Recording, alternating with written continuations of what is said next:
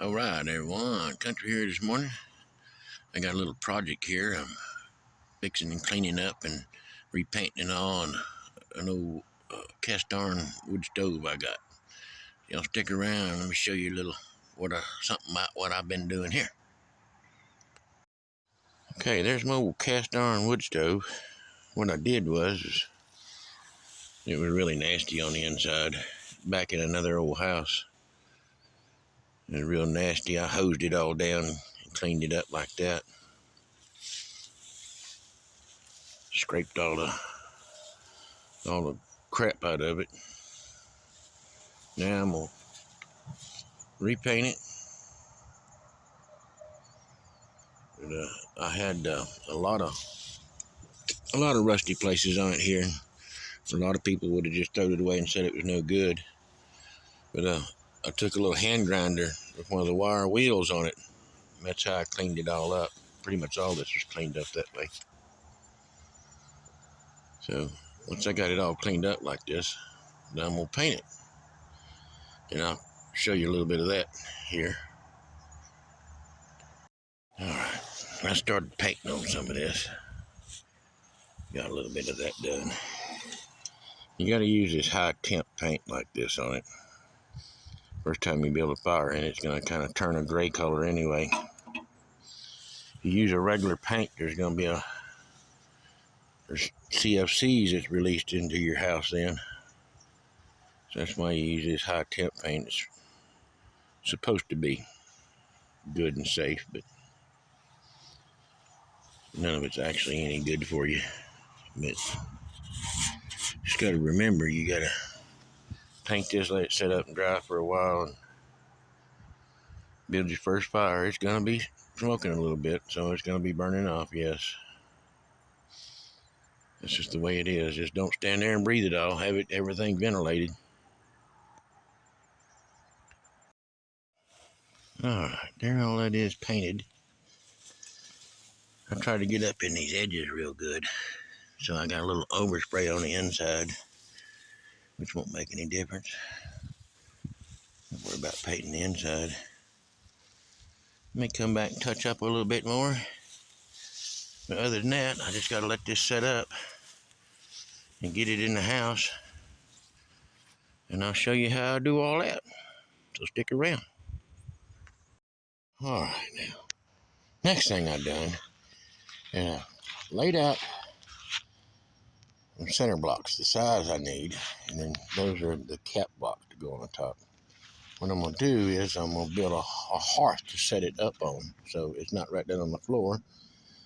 I'm not having to get down so far to put wood in it or reach over so far if I want to cook on the stove. So that's where I'm at right now.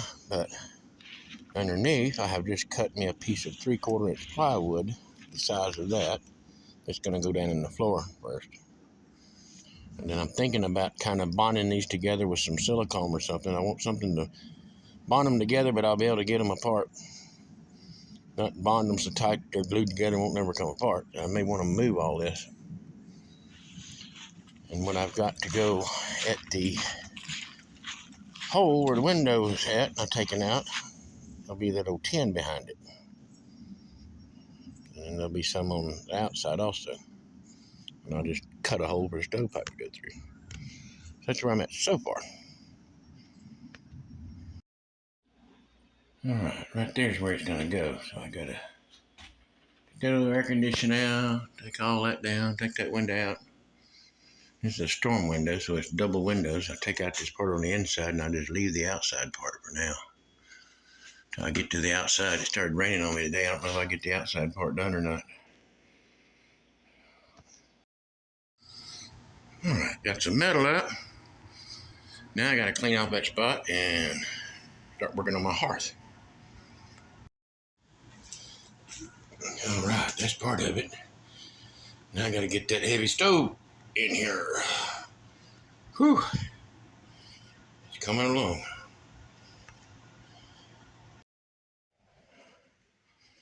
All right, I got that heavy thing in here. Got it up here high enough now. I can stand here and cook a little better. I can put wood in a little better. I don't have to bend over so far.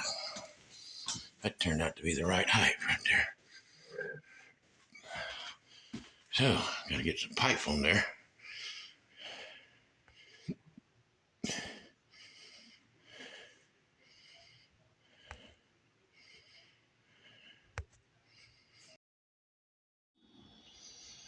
There it is with that all completed and that all in.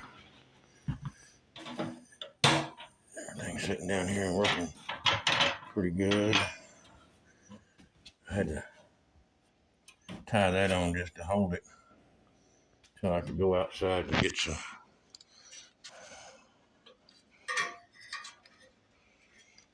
something on it. I'm gonna cut that loose. Now,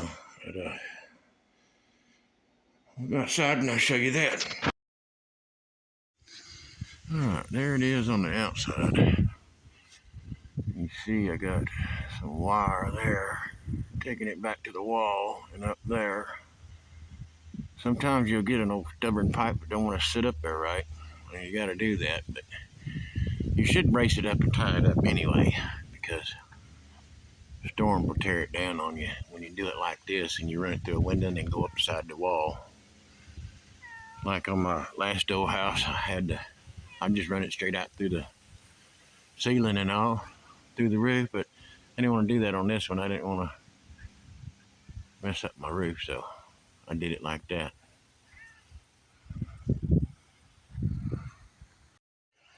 All right, that's about all I got on this stove installation. Hopefully y'all learned something maybe that you can do, if you have to do. Maybe I give you some ideas. And it's always good to have a backup source to cook with and to heat with and all in the wintertime, you know.